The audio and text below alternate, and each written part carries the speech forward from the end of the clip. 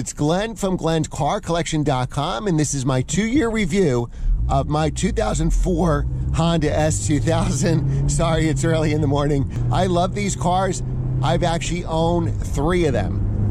Why did I sell the other 2? Well, who knows? I thought I got what was big money back in the day, and that's why I sold it. So what I'll do is I'll give you a quick my S2000 history. I'll tell you what I bought this car for 2 years ago, how many miles were on it. I'll tell you what I've spent in maintenance, if there were any issues with this car, and then what it's worth now.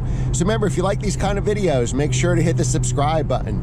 Like and share and comment on every video. It's free, it helps my channel grow. All right, so this is, like I said, my 3rd S2000. My first one was a 2004 Sebring Silver car with 9,000 original miles. I bought it from an 81-year-old man back in the day who bought it new for his 70th birthday. This was probably like 2014, somewhere around there. I drove that car for a while, was at a car show basically. Somebody made me an incredible offer, so I took it. I really missed it. So I bought about a year later, I bought a 2006 red, always wanted a red one, S2000 with 11,000 miles. And somebody made me a crazy offer on that after owning it for a couple years. Actually, when I had my job lost in 2017 is when I had to sell that car. So I needed the money. I sold it for what I thought was good money, $28,000 for a 13,000 mile S2000. And, you know, Bring a Trailer told me my reserve should have been 24. And as you can see, I got a lot more. The problem is today, that car would probably be worth about $50,000. That car came up for sale when I was shopping for this car, and the guy I sold it to wanted $45,000. So I really missed both of those S2000s, so I wanted another one. Now I have a video. The most important thing to me is I always want to start with a clean, unmodified car, which is really hard because S2000s were so cheap for so long. All 10 vehicle identification tags. And if you're watching abroad, vehicle identification tags are only in the US market. So essentially, there was a law back in the day that a car either had to have an alarm or a vehicle identification tag, what we call VIN tags, VIN, on every body panel. So Honda chose to do the VIN tags. So I've only, I would say, S2000s that I've looked at a bunch. You know, the 3 that I bought were the only 3 I found with 10 VIN tags. I'm sure there are more, but most come up for sale. They're missing the front bumper, the rear bumper, the hood. Something happened to the car over the 15, 20 years of ownership. So I've had good luck finding S2000s at Toyota dealers. Honda dealers will always mark up these cars. You know, they'll ask, if the car's worth $30,000, they'll ask $50,000, right? So you want to buy from a main dealer, not some kind of shady dealer in a warehouse. Of course, we're behind a truck. But usually a main dealer will make the car right, and they'll only sell a good car. If the car's had accidents or something wrong with it, they'll typically wholesale the car. And I always try to buy from what they call a main dealer. So there was this yellow, I wanted a yellow one this time. Since I had red and Sebring Silver, 40% of S2000s are silver or gray, so keep that in mind. If you want red, blue, yellow, it's gonna be a high price premium. I don't have the roof open because it's a cold morning and the wind noise would be really bad. I mean, this was designed as a convertible first, but there is a lot of wind buffeting. It probably wouldn't make for a good video. We'll open it up here in a second as soon as we get past the traffic light. So I searched the whole country because to find a clean car, I did a video. It's called Watch This Before You Buy an S2000. Just type in Glenn's Car Collection in the search box and, you know, watch this before you buy a Honda S2000. And I'll show you the location of those 10 vehicle identification tags. They're on the fender, the hood, the bumper, in the door jamb. So that'll tell you if those panels are original. So I decided I wanted a yellow one, so to find an original car, unmodified, I had to search the whole country. And I found this in a Toyota dealer in Florida. It only had 30,000 miles on it. I did a FaceTime call with them before, because a lot of times you can't do PPIs. So I did a FaceTime call where I had the salesperson show me all the VIN tags, show me any dents or scratches on the car. So the good news is they showed me all 10 VIN tags, and I don't know if the condition for them is different than I would say condition is. Oh good, we can accelerate a little bit here. We'll downshift a second. Here's a little acceleration for you. Hear that VTEC kick in? Sounds totally different with the top down or up. You kind of sound like you're in a cave with the top up. So they had this car, low mileage car, all 10 VIN tags, yellow, the color I wanted. So, you know, I basically bought it. One thing they told me, because I always ask for the date codes on the tires, especially a sports car, you want tires that are 5 years old. Maybe you could get away with 6 or 7, but you got to be very careful because tires do dry rot. And it affects your handling and also affects your braking distance. So cheap insurance. So they told me the tires were original, and this was 2 years ago. Original tires from 2004. So whoever owned it didn't beat on it because there was plenty of tread left on the tires, but they were dry rotted. So I asked the dealer, I said, well, what kind of tires are you going to put on? Because they're probably going to put on the cheapest all season. And that's what he said. We're going to put on the cheapest tires. They're like $500. And I said, look, I'll pay for good tires. I wanted 4S's. Can I get the $500 credit? So they said, sure. So I got a set of 4S's, which were $900. This guy can't stay in his lane here.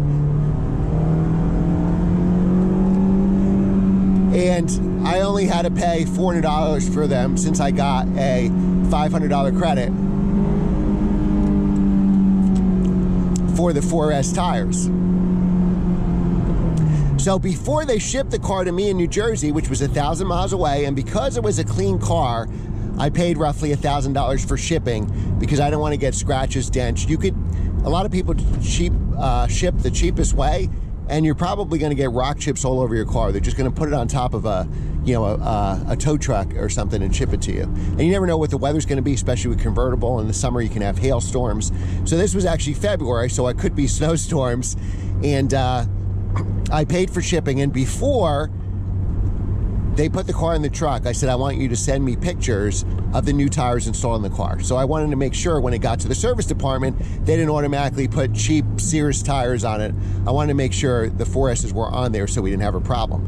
So it comes to my house off a shipper I've used a million times, and thank God the shipper is good. He takes pictures when he delivered it. The car was all dirty. It must have been sitting outside waiting for the shipper because it had all leaves all over it. And what they didn't tell me, and they didn't show me in the FaceTime calls, is it had a clear bra PPF, but from 2004. So it had been weathered in the Florida sun. It was all scratched, dented. I thought the shipper had wrapped the car. That's what I thought. I said, did you wrap this car? He says, no, that's the PPF. That's how it came. And I'm like, oh my God. So I called the dealer because I'm like, I paid good, what I thought was good money for the car. And I'll tell you what I paid, which was a steal in today's market. And the salesperson kind of said, hey, you saw FaceTime, you knew what you were buying. And the general manager didn't return my calls. He was nice when I was buying the car, did all the paperwork, overnighted to me. I signed it, sent him a check, and he wasn't returning my calls. So luckily, as fate would have it, you get one of those emails like from the owner of the dealer, how am I doing? How is the service? Rate us. So I gave them all like ones on a scale 1 to 10, and I sent pictures of the car with the bad clear bra. This was never disclosed to me. I'm afraid to take it off. It could take the original paint off. This is not what I paid for. So the owner of the dealership actually read the email. Kudos to him. Don't cut the corner. And are people that bad drivers? They got to cut corners. And he actually responded. He emailed me. He said, come back, I'll give you a full refund. And here's my cell phone number. So I called him, the owner of the dealership, on his cell phone and said, thank you, appreciate your email and responding.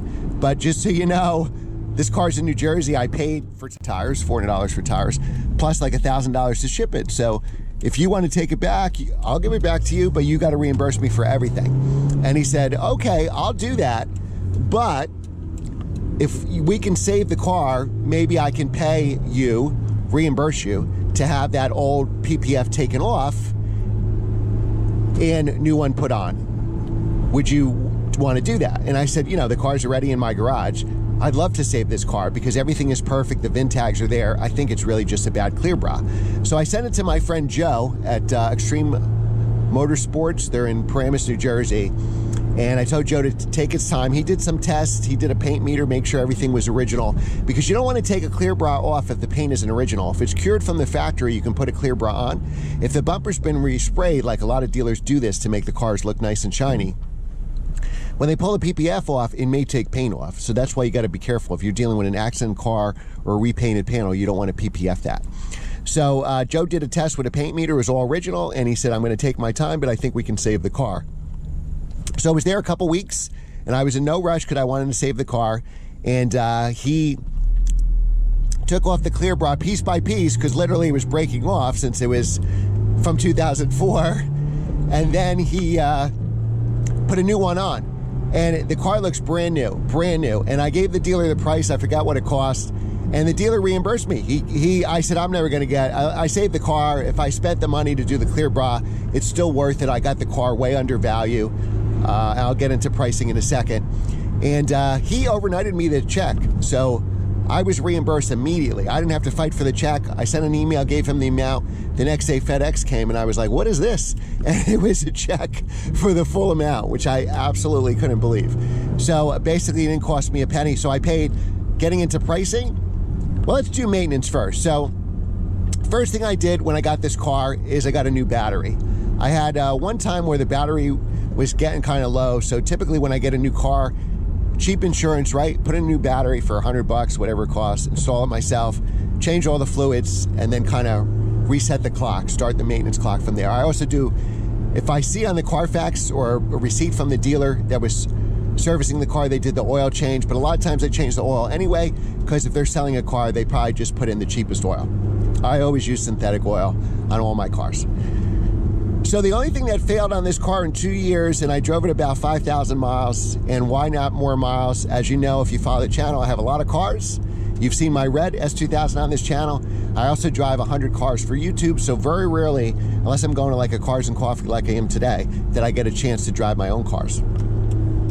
So I think I spent about $3,000 total, counting the $400 for the tires, oil changes.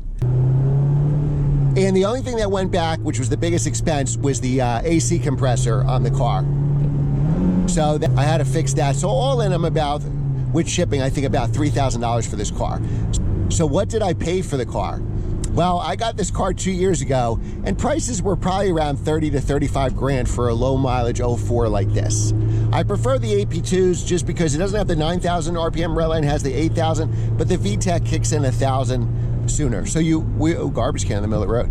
You won't feel that extra 15 pounds of torque or whatever it is, but what you will feel is just more usable around town. Be 26, I said 25, they agreed. I got a $500 tire credit, and I paid for shipping. I would say the value now in today's market, which is, I'm filming this Memorial Day of 2023. I would say the value today is $35,000. I mean, you could ask 40 or something like that, but with 34,000 miles, I would ask 35 or 34,999 and see what happens. All right, so that's our 2-year review. I hope you liked it. Remember, like, share, and subscribe, and I will see you next time.